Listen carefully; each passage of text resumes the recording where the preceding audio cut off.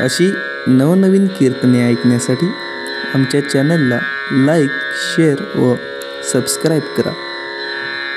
अतीतं त्रिगुणरहितं सद्गुरुं तन्नमामि विनायकं गुरुं नमामि साखरे नाम विश्रुतं येषां चरणसान्निध्यात् जीवा मुक्ता भवन्ति साखरे वंशविख्यातं ज्ञानदानपरायणं विनायकं गुरुं वन्दे भवबन्धविमुक्तये.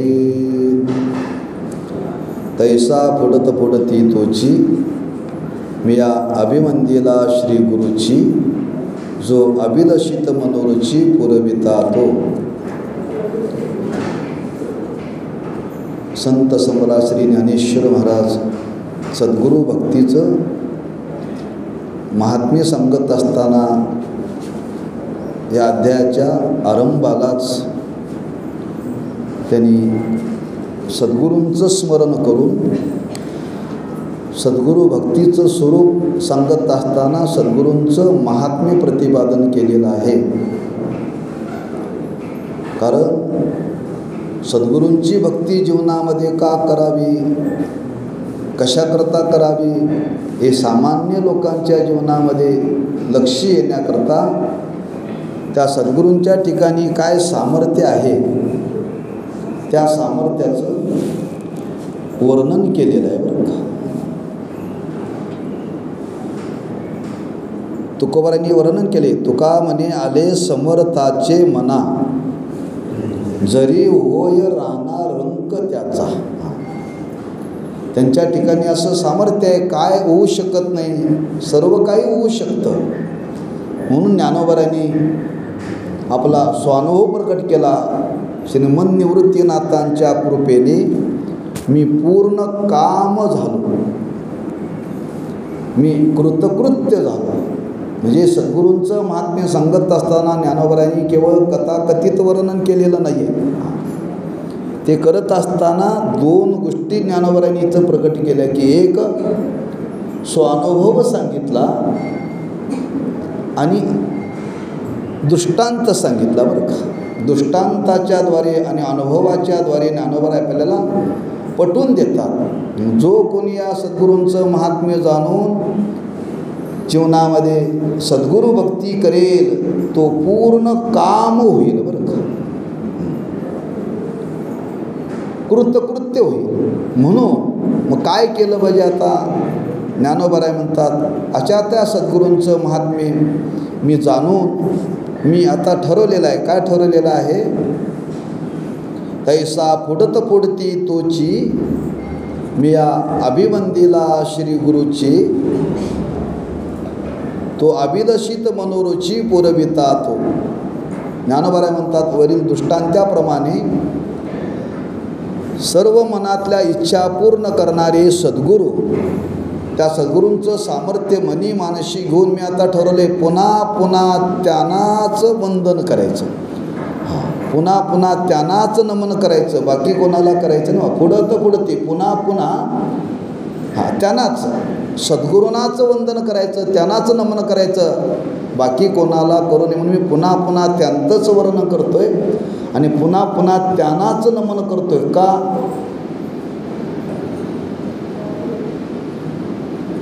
माऊली म्हणतात मी आपल्याला सांगितलं एक समुद्रामध्ये स्नान केल्यानंतर सर्व तीर्थाचं स्नान होतं, तसं एका सद्गुरूंना नमन केल्यानंतर सर्वांना नमन पोचतं बरं का.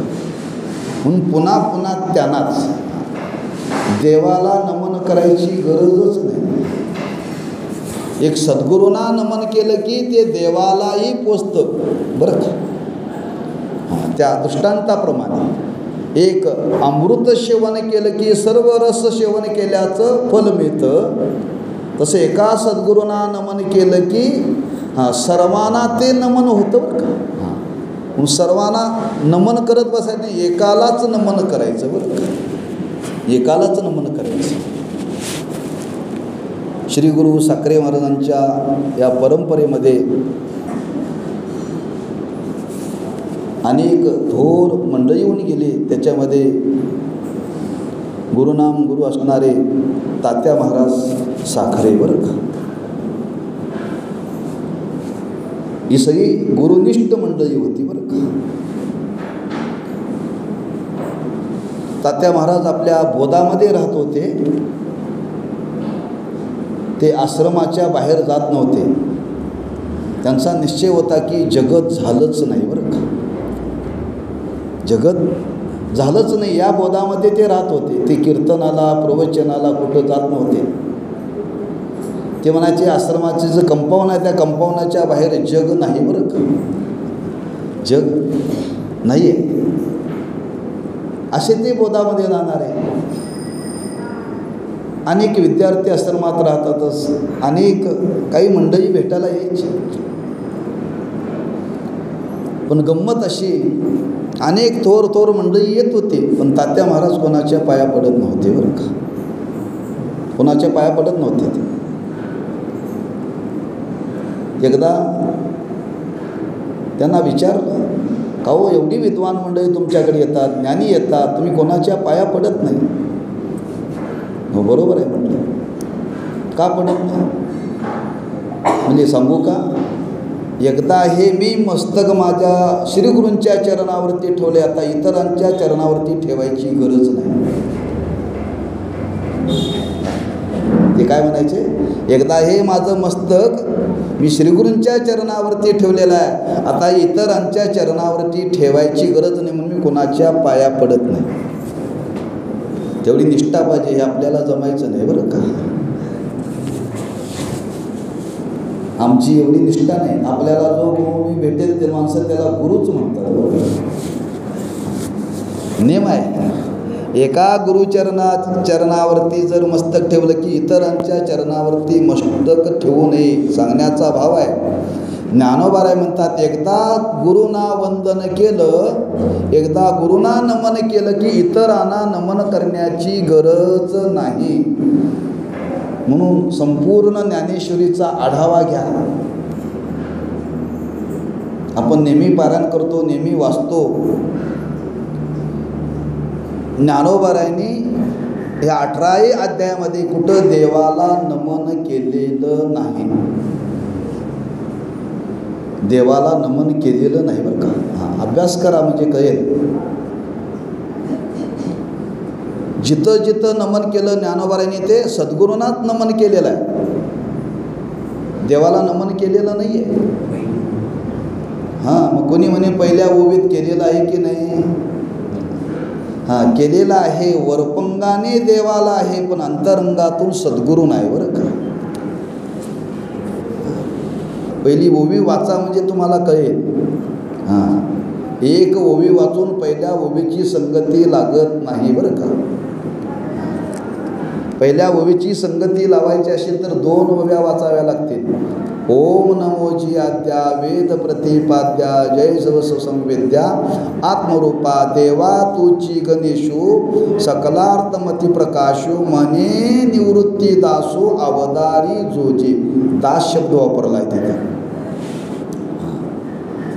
अभेद रूपाने केलेलं हे नमन आहे, अभेद रूपाने केलेलं हे नमन आहे. मी जरी त्या भगवंताला नमन करत असलो तरी मी नमन करतो असं ज्ञानोबाराय म्हणत नाही. म्हणे निवृत्ती दासो अवधारी जोजी. म्हणजे त्या भगवंताचं नमन करत असताना वस्तू निर्देशी रूप जरी मंगल केलेलं असलं तरी त्याच्यातला भाव आहे लक्षात, बारकावा घ्या लक्षात म्हणजे कळेल.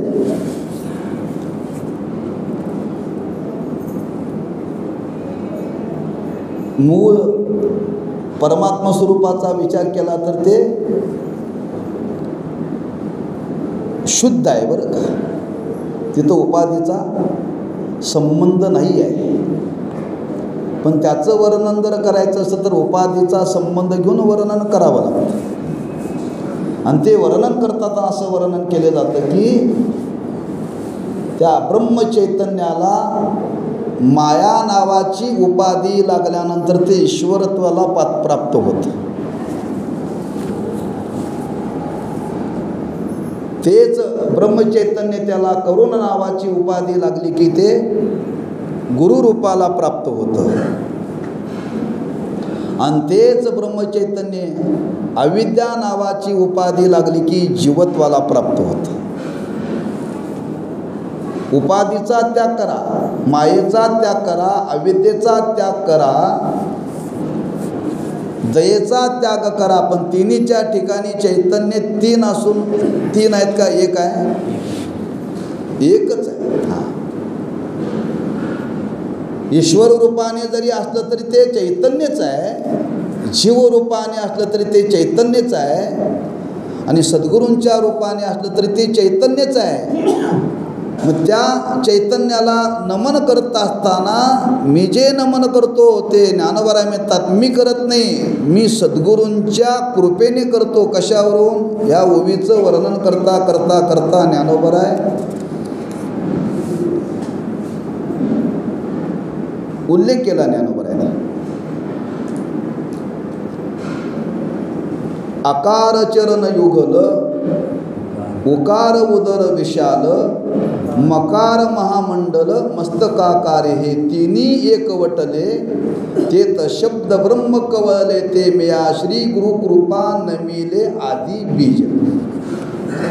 मी जे नमन जे त्या स्वरूपाला केलं ते मी केलं नाही, मी माझ्या श्रीगुरु निवृत्तीनाथांच्या कृपेने मला ते स्वरूप कळालं. अकार उकार मकार असं जे स्वरूप आहे हे श्रीगुरु निवृत्तीनाथांच्या कृपेने मला कळालं म्हणून मी नमन केलं. म्हणजे नमन केलं ते मी होऊन केलं का? गुरु कृपेतून प्राप्त झालं म्हणून नमन केलं. गुरु कृपेतून मी नमन केलेलं आहे. म्हणजे गुरु कृपेतून नमन केलं म्हणजे मी सद्गुरूनाथ हे नमन केलेलं आहे, माझं म्हणून मी केलेलं नाही बरं का. आणि तो भाव मनी मानशी घेऊन इथं ज्ञानोबराय वर्णन करतात. आता पुढत पुढती पुन्हा पुन्हा त्या सद्गुरूंनाच मी वंदन करतो आणि पुन्हा पुन्हा मी त्यांचंच नमन करतो बरं का. म्हणून इथून पुढं पुन्हा पुन्हा त्या सद्गुरूंचंच नमन केलेलं आहे. म्हणून रोज सद्गुरूंचं स्मरण करावं, पुन्हा पुन्हा पुन्हा पुन्हा त्यांना वंदन करावं. लोक म्हणतात पुन्हा पुन्हा पाया कशाकरता पडावं, पुन्हा पुन्हा कशाकरता पाया पडावं. रोज देवळात रोज रोज का यावं? महिन्यातून एकदा आलं तर चालत नाही का?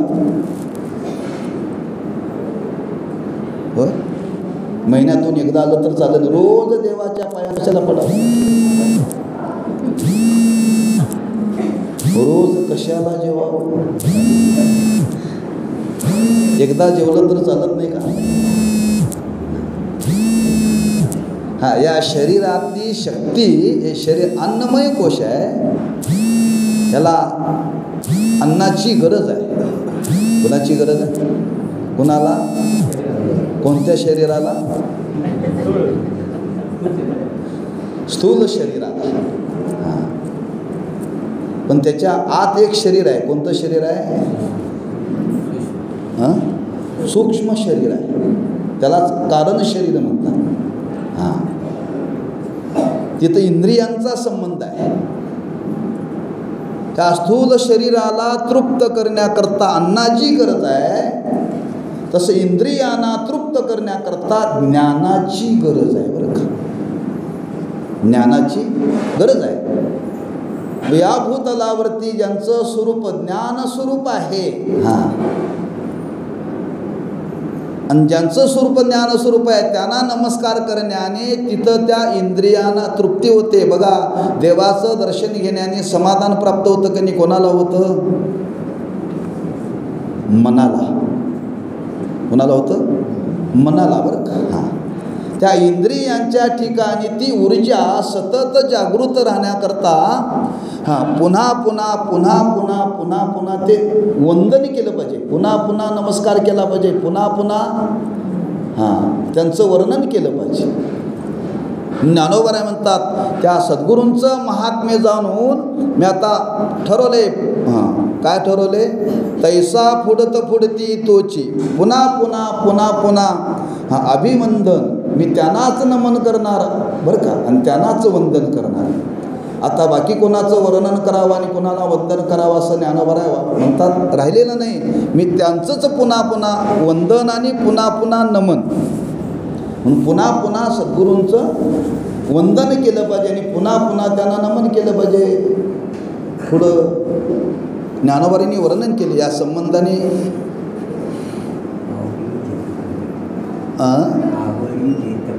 हां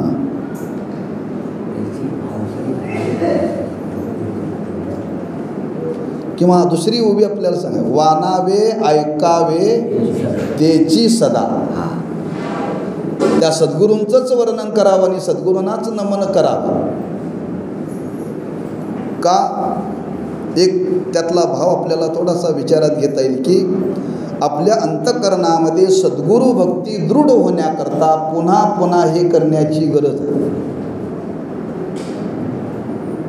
एकच केलेली गोष्ट पुन्हा पुन्हा केली जाते त्याला काय म्हणतात? अभ्यास. केलेलीच गोष्ट पुन्हा पुन्हा करणं त्याला काय म्हणतात? अभ्यास. मग ते व्यावहारिक असेल व पारमार्थिक असेल अभ्यास करावा लागतो, लक्षात ठेवा. हां सद्गुरू भक्ती आपल्या अंतःकरणामध्ये दृढ होण्याकरता पुन्हा पुन्हा त्यांची सेवा, पुन्हा पुन्हा त्यांना नमन, पुन्हा पुन्हा त्यांचं वर्णन करणं हा अभ्यास आहे. म्हणून तर वर्णन केलेलं आहे शिष्याच्या बाबतीत की शिष्याच्या बाबतीत वर्णन असं वर्णन केलेलं आहे, शिष्याने देवाला नमन करायचं नाही, त्यांनी रोज गुरुलाच नमन करायचं. बरं का, देवाला नमन करायचं नाही, गुरुलाच नमन करायचं. का? तुकोबरांनी त्याचे कारण सांगले. तुका म्हणे देवा त्याची केली पावे सेवा. बरं का, एक गुरुभक्ती करता असताना गुरुभक्ताच्या अंतःकरणामध्ये एकविध भाव पाहिजे, एकविध भाव पाहिजे आणि एकविध भावाने त्यांची भक्ती केली पाहिजे. गुरुभक्ती करायची म्हणजे एकविध भावाने करावी लागेल, लक्षात ठेवा. अनेक भाव चालत नाहीत, एकविध भावाने केली पाहिजे, एकनिष्ठेने केली पाहिजे. हां देवाला सुद्धा नमस्कार करायची गरज नाही, आपल्याला प्रसिद्ध उदाहरण माहिती आहे. एकविध भावानेच गुरूंची भक्ती करावी. थोर गुरुभक्त निळोबार आहे. तुकोबारांचं दर्शन व्हावं म्हणून त्यांनी अनुष्ठान मांडलेलं आहे. 42 दिवस महाराज अनुष्ठानाला बसले. बरं का, 42 दिवस. आणि साक्षात देव प्रगट झाले. आणि देव प्रगट झाले. प्रगट झाल्यानंतर सांगितलं, निळोबा आहे डोळे उघडा आणि बघा कोण आलंय.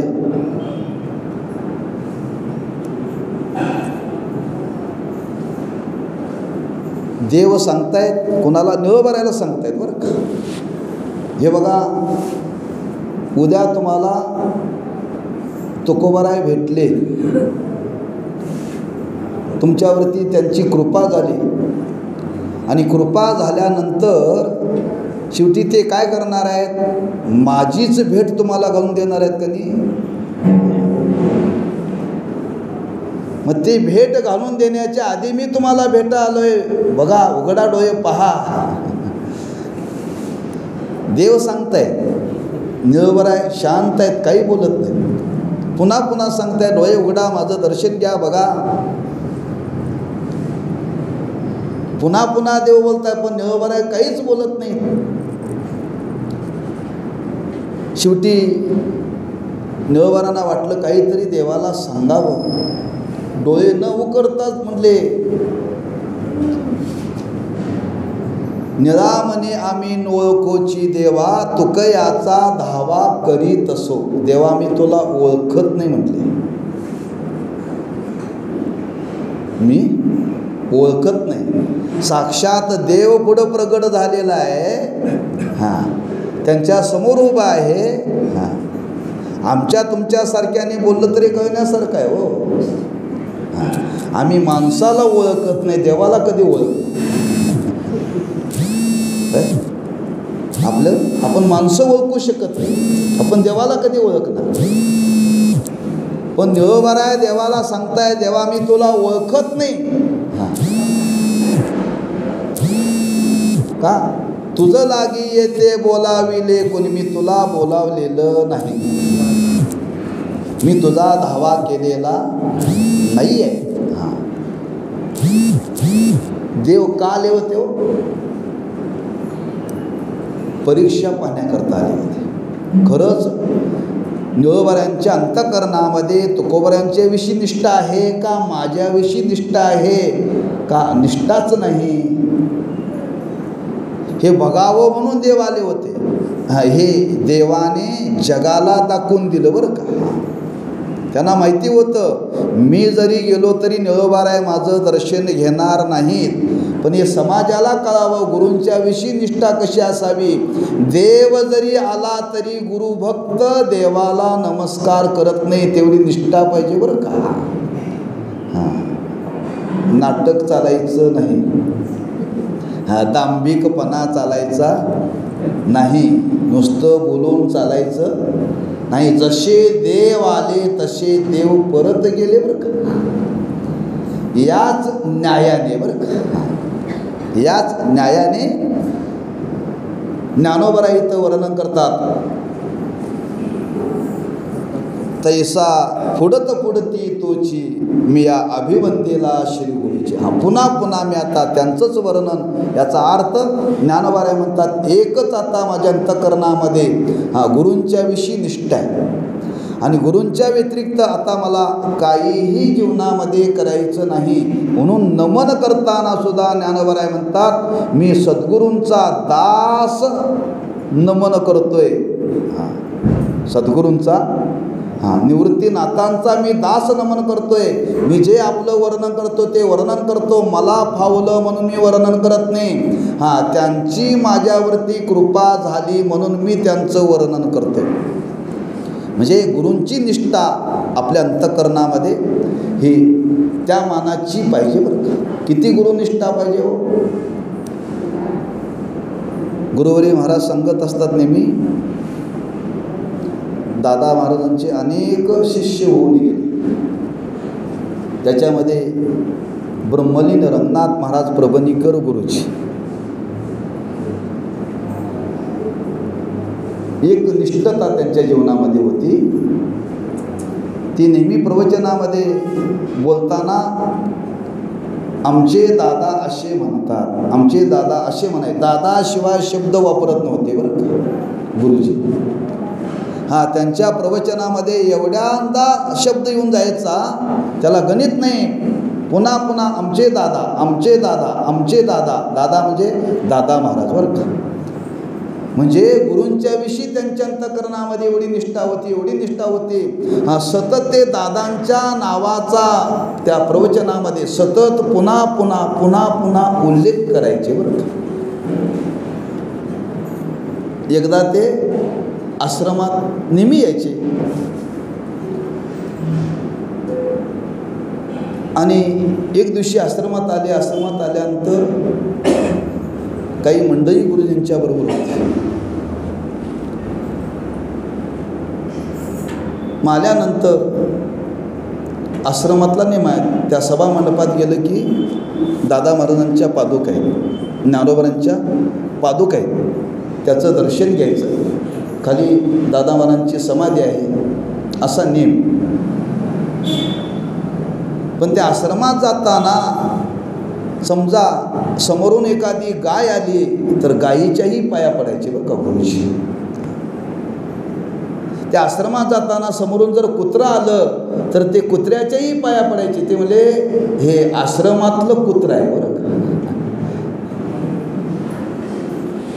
काय किती निष्ठा हो.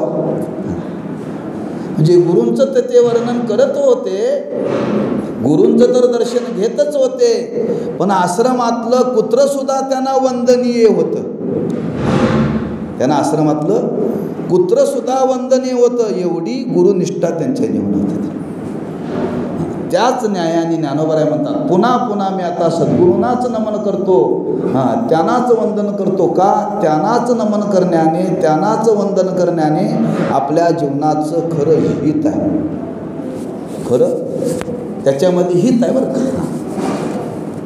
ज्याच्यामध्ये हित आहे त्यांनाच नमस्कार करावा, ज्याच्यामध्ये हित आहे त्यांचंच वर्णन करावं बरं का. म्हणून शब्द तिथं वापरलेला आहे. जो अभिलषित मनोरुची पुरविता, तो जो सकल इच्छा पूर्ण करतो, त्यांनाच पुन्हा पुन्हा नमस्कार करावं. जे सकल इच्छा पूर्ण करतात तेच आमच्या तुमच्या जीवनामध्ये खरे हितकर्ते आहेत बरं का. खरे हितकर्ते आहेत. म्हणून ज्यांच्याकडून आपल्या जीवनामध्ये खरं हित होणार आहे त्यांनाच पुन्हा पुन्हा नतमस्तक व्हावं, त्यांनाच नमस्कार करावा. का? तर त्याचं आणखी एक कारण गुरुवर्य महाराजांनी फार सुंदर सांगितलेलं आहे. परमार्थाची साधना करत असताना त्या परमार्थाच्या साधनेमध्ये सद्गुरू भक्ती हीच पारमार्थिक भाग्याची जन्मभूमी आहे बरं का. परमार्थाची साधना करत असताना समस्त ही पारमार्थिक भाग्याची जन्मभूमी आहे. सद्गुरू भक्ती म्हणजे परमार्थातली ही जन्मभूमी आहे. जन्मभूमी. सर्व प्रकारचं भाग्य आपल्या जीवनामध्ये निर्माण व्हावं, किंबहुना सर्व प्रकारचं भाग्य आपल्या जीवनात असेल तर त्याला गुरुभक्ती जीवनामध्ये घडते. सजासजी गुरुभक्ती घडत नाही, लक्षात ठेवा. अनेक जन्माचं पुण्य लागतं, अनेक जन्माचं त्यालाच भाग्य म्हटलेलं आहे. भाग्यवानालाच गुरुभक्ती जीवनामध्ये घडते, सर्वांना गुरुभक्ती जीवनामध्ये घडत नाही. म्हणून परमार्थ करणाऱ्याने लक्षात ठेवावं की पारमार्थिक भाग्याची, पारमार्थिक भाग्य आपलं जर पूर्णत्वाला जावं असं वाटत असेल तर गुरुभक्ती ही जन्मभूमी आहे भाग्याची. ते हे जोडी संत पाय. म्हणून गुरुभक्तीला एवढं महत्त्व दिलेलं आहे. जन्मभूमी जे जे आपल्या परमार्थामध्ये निर्माण होणार आहे आणि जे पूर्णत्वाला जाणार आहे ते ते सद्गुरूंच्या कृपेने आणि सद्गुरूंच्या सेवेने बरं. जन्मभूमी शब्द वापरला. ती गुरुभक्ती करण्याने सर्व जन्माला येणार आमच्या तुमच्या जीवनामध्ये. म्हणून चांगदेव महाराज बोलून गेले बरं का. काय चांगदेव महाराज बोलले हो? चांगदेव म्हणे आजी जन्मा आलो, गुरुपुत्र झालो मुक्ताईचा. ज्या दिवशी मुक्ताबाईंनी उपदेश केला आणि तो उपदेश अंतःकरणामध्ये रुजला त्यावेळी त्यांच्या मुखातून आले खरा जन्म आज माझा झाला बरं का. खरा जन्म आज माझा झाला. म्हणजे गुरुभक्तीला किती महत्त्व आहे. आणि तो गुरुभक्तीचा भाव ज्ञानोबरांनी त्या अध्यायाच्या आरंभाला प्रस्तावनेमध्येच गुरुभक्तीचं महात्म्य सांगण्याकरता ज्ञानोबराय प्रवृत्त झालेले आहेत. आणि त्या गुरूंचं महात्म्य सांगून ज्ञानोबराय त्या श्री गुरूंच्या चरणाच्या ठिकाणी नतमस्तक होतात. नमितो शब्द वापरला मी. त्यांच्या चरणाच्या ठिकाणी आज अभिवंदन करतो, पुन्हा पुन्हा करतो, सातत्याने करतो. अशी आपल्या अंतःकरणातली महाराजांनी सद्भावना श्रीगुरूंच्या विषयी प्रगट केलेली आहे. त्या गुरुभक्तीच्या संबंधाने आणखी एक विचार आपल्या ठिकाणी विचारात घेता येईल. गुरुभक्ती करत असताना त्या गुरुभक्तीच्या मागे एक परंपरेचा विचार केला जातो बरं का. म्हणून जाता जाता आपल्याला एक वाक्य सांगतो. परंपरेने ज्या गुरूंची परंपरा आहे अशा गुरु परंपरेशी आपण एकनिष्ठ राहिलो अशा गुरुभक्ताच्या मुखातून एखादी जर शिवी आली तर ती ओबी होते, आणि ज्याच्या जीवनामध्ये गुरु परंपरेचा संबंध नाही, गुरुचा संबंध नाही, त्याच्या मुखातून ओबी आली तर ती ओबी ठरत नाही, ती शिवी ठरते. म्हणजे गुरु परंपरेला किती महत्त्व आहे. हा, एखाद्या गुरुभक्ताच्या मुखातून शिवी आली तर ती शिवीरत नाही, तयाचे बिसाट शब्द सुखे मनो येती वेद.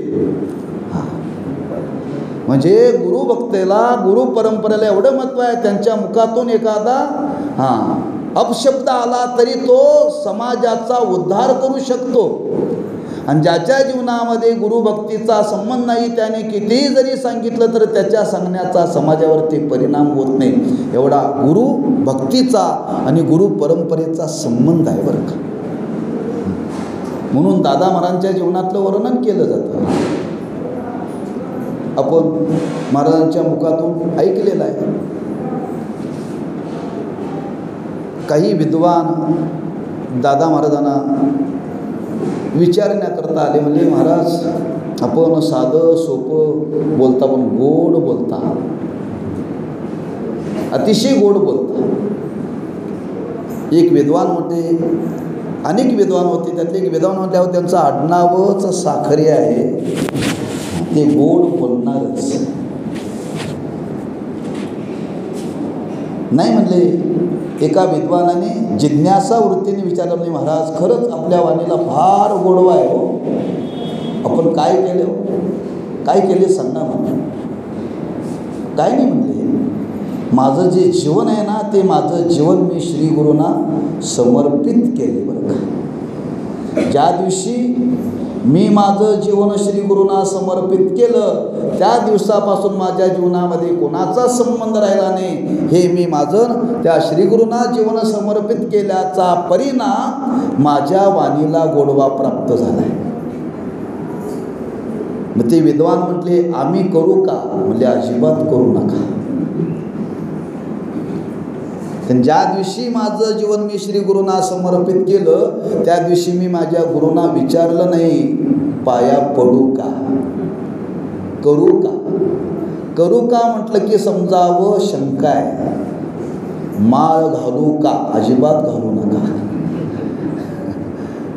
दान देऊ का? अजिबात देऊ नका. पंगत घालू का? घालू का म्हटलं की शंका आली बरं का. का प्रश्न विचारायचा नाही. इकडे येण्याच्या पूर्वी आमच्याकडे माघ शुद्धामध्ये उत्सव असतो, सद्गुरू गुरुनानक महाराजांचा पुण्यतिथीचा उत्सव. महाप्रसाद आमच्याकडे त्या खपली गव्हाची खीर करतात बरं का. एकदा खायला या, फार चांगली असते बरं का. जो ती आम्ही 50 किलोची खीर करतो. हां, इकडं लापशी म्हणतात. हां, लापशीतला फरक आहे. जे जाड रवा असतो गव्हाचा, बारीक रवा वेगळा आणि जाड रवा असतो, त्या जाड रव्याची जी खीर केली जाते त्याला म्हणतात लापशी. आणि ही खपली गव्हाची पूर्ण गहू असतात बघा, त्याची खीर केली जाते, त्याला लापशी म्हणतात. आता तो शेवटचा प्रसाद 4 माणसं तयार झाली. एक प्रत्येक म्हणला मी 50 किलो गहू देणार खपली बरं का.